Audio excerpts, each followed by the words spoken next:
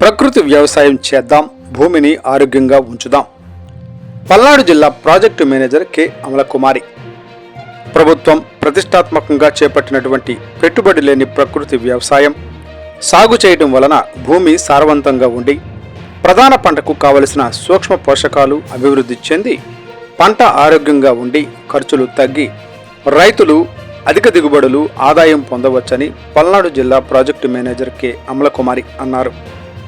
బుధవారం మండలంలోని గణపవరం రైతు సేవా కేంద్రం నందు మండల స్థాయి వ్యవసాయ శాఖ మరియు అనుబంధ శాఖలు సర్ఫ్ సిబ్బంది ప్రకృతి వ్యవసాయ శాఖలతో మండల స్థాయి సమన్వయ సమావేశం ఏర్పాటు చేయడం జరిగింది.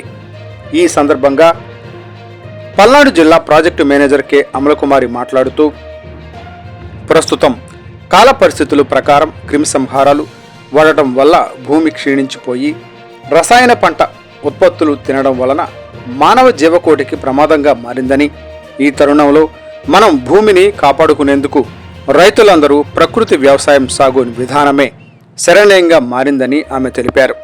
ఈ కార్యక్రమంలో భాగంగా రాబోయే ఖరీఫ్ యాక్షన్ ప్లాన్లో అన్ని డిపార్ట్మెంట్ల వారు కలిసి రైతులకు ఏ విధంగా ప్రకృతి వ్యవసాయాన్ని మరింత అందుబాటులోకి తీసుకొని రావాలని చర్చించడం జరిగింది.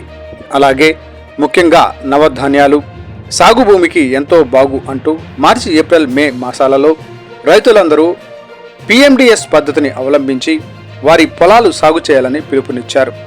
రైతులు 30 రకాల విత్తనాలతో PMDS పద్ధతిని పాటిస్తే భూములు సారవంతం అవుతాయని, కలుపు నివారణ జరుగుతుంది, భూమిలో కర్బన శాతం పెరుగుతుంది. కాబట్టి ప్రతి ఒక్క రైతు ఈ పద్ధతిని ఖచ్చితంగా అవలంబించాలని తెలియజేశారు. మండల వ్యవసాయ అధికారి పల్నాడు జిల్లాలోని ప్రకృతి వ్యవసాయం చేస్తున్న రైతుల విజయగాథ పుస్తకాలను తెలుగుదేశం పార్టీ మండల కన్వీనర్ పెద్దిరాజు, మాజీ ఎంపీపీ నారా బాబురావు చేతుల మీదుగా ఆవిష్కరించడం జరిగింది. ఈ కార్యక్రమంలో క్రోసూరు డివిజన్ ఎఫ్టి జయలక్ష్మి, యూనిట్ ఇన్ఛార్జీలు కె జ్యోతి, టి శ్రీనివాసరెడ్డి, ఎస్ రమణయ్య, ఆయా గ్రామాల విఏఓలు, సిసిలు, విఓఏలు, ICRP రైతులు పాల్గొనడం జరిగింది. తర్వాత వ్యవసాయంలో పశువుల్ని అనుసంధానం చేయాలి. ఎందుకంటే మనకు పంట వ్యర్థాలన్నీ కూడా పశువులకు ఆహారంగా ఉంటాయి. పశువులు వేసే పేడ మూత్రము కూడా మనకి పొలానికి ఉపయోగపడుతుంది. కాబట్టి పశువుల్ని అనుసంధానం చేయాలి. లాస్ట్ ఏంటంటే రసాయనాలు, సింథటిక్ ఎరువులు కానీ పురుగు మందులు కానీ ఉపయోగించబడదు.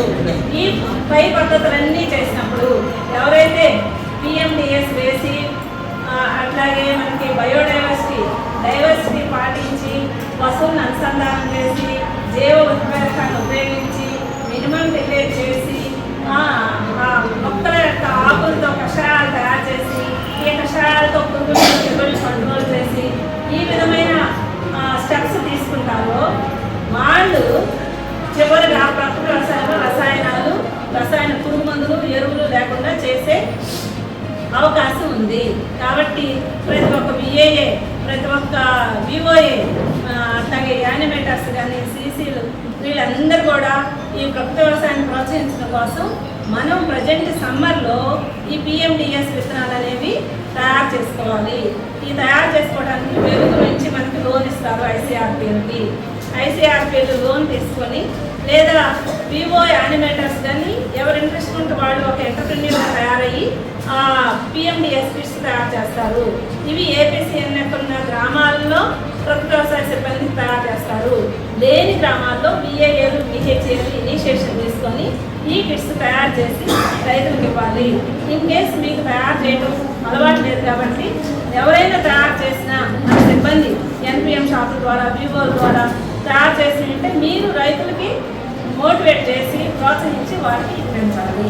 ఇది ప్రస్తుతం మనం చేస్తున్నది. దీని తర్వాత విలేజ్ లెవెల్ మీటింగ్స్ కండక్ట్ చేసుకుంటారు, ర్యాలీలు కండక్ట్ చేస్తారు, ప్రకృతి వ్యవసాయ మోడల్స్ గ్రౌండింగ్ చేస్తారు.